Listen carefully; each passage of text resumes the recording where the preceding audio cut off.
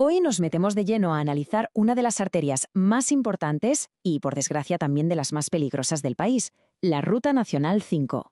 Y lo vamos a hacer a partir de un informe clave de la Fundación Estrellas Amarillas, que le pone cifras y, sobre todo, contexto a una realidad que necesita urgentemente que le prestemos atención.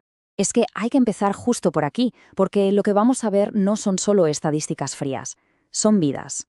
Este informe nos recuerda constantemente que el objetivo es entender qué pasa para poder prevenirlo, para que ninguna familia más tenga que sufrir una pérdida que en muchos casos era evitable. Y una cosa que hay que tener clarísima desde ya, los datos que vamos a manejar, que ya de por sí son impactantes, son solo la punta del iceberg. Salen de un mapa colaborativo y eso significa que no recogen todos los siniestros. La realidad, casi con total seguridad, es todavía peor. Bueno, pues vamos al lío.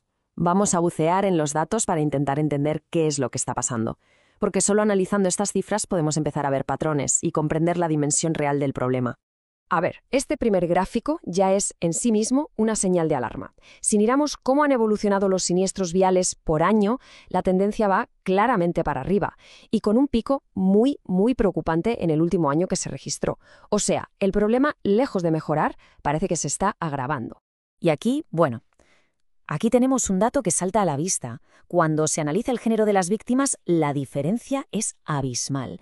Casi el 76% son hombres. Es una cifra que, desde luego, da que pensar sobre los factores de riesgo y los perfiles de los conductores. Y si nos fijamos en la edad, el drama es todavía mayor. La franja de edad más golpeada es la que va de los 25 a los 34 años. Estamos hablando de gente joven, en plena construcción de sus vidas. El impacto que tienen estas pérdidas a nivel social y económico es incalculable. Es una generación entera la que se está viendo afectada. Vale, ¿y de qué tipo de siniestros estamos hablando?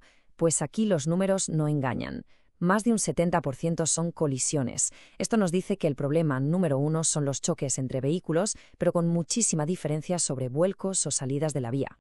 Y si vamos un poco más allá, dentro de esas colisiones encontramos el escenario que más se repite y el más letal: el choque entre un coche y un camión. Es la prueba evidente del peligro que supone tener una ruta con tantísimo tráfico pesado sin una infraestructura que esté a la altura. Es que hasta el calendario nos da pistas. Hay picos muy claros los lunes y los sábados. Esto podría tener que ver, claro, con los viajes de ida y vuelta del fin de semana, tanto de gente que va a descansar como de transportistas. Son los días de mayor riesgo, sin duda. Muy bien, ya hemos visto el por qué. Ahora vamos al por qué. ¿Cuáles son las causas que están detrás de todo esto? El informe lo divide en dos grandes bloques. Por un lado, el comportamiento humano y por otro, el estado de la propia carretera. Y aquí llegamos a un punto que es crucial. Estos siniestros no son fruto de la mala suerte, no son accidentes que pasan porque sí, son sucesos que responden a causas estructurales. Y eso significa que son predecibles y por lo tanto que se pueden evitar.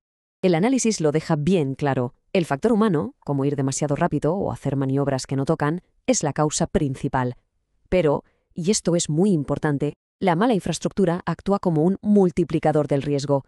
Un arcén demasiado estrecho, o que no haya un doble carril, convierte un simple error humano en una auténtica tragedia. Ahora, por favor, mucha atención a este número: 77. Según los registros oficiales del Estado, en un periodo de 5 años hubo 77 víctimas mortales en esta ruta. Pero es que ahora viene lo realmente fuerte.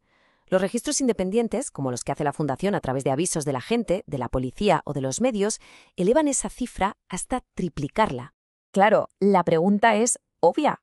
¿Y qué más da esta diferencia tan grande en los números? Pues importa, y mucho. No es solo un tema de llevar bien las cuentas, tiene consecuencias muy reales. La consecuencia es directa y es terrible. Una víctima que no figura en la estadística oficial a la hora de planificar políticas es como si no existiera. Si el problema se minimiza de esta manera en los papeles, la necesidad de invertir en soluciones, como una autovía, simplemente se cae de la lista de prioridades.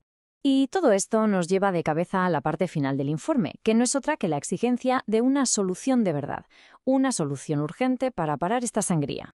El reclamo principal es uno, y es muy claro: la transformación de la Ruta 5 en una autovía. Estamos hablando de una carretera que es la columna vertebral de una de las zonas productivas más importantes del país, con un tráfico bestial.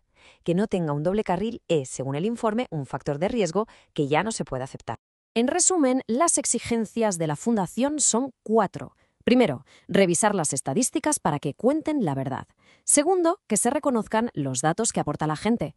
Tercero, que se declare la emergencia vial en la Ruta 5. Y cuarto, lo más importante, que empiecen ya las obras de la autovía. Al final, después de ver todo esto, la pregunta que se queda flotando en el aire es la que de verdad importa. Con toda esta información encima de la mesa, sabiendo lo que pasa, por qué pasa y cómo se podría solucionar, ¿qué tiene que ocurrir para que dejemos de contar víctimas en la Ruta 5?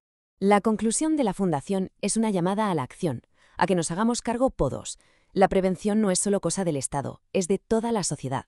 Exigir, recordar y actuar es la única manera de que el lema de memoria, prevención y justicia sea de una vez por todas una realidad.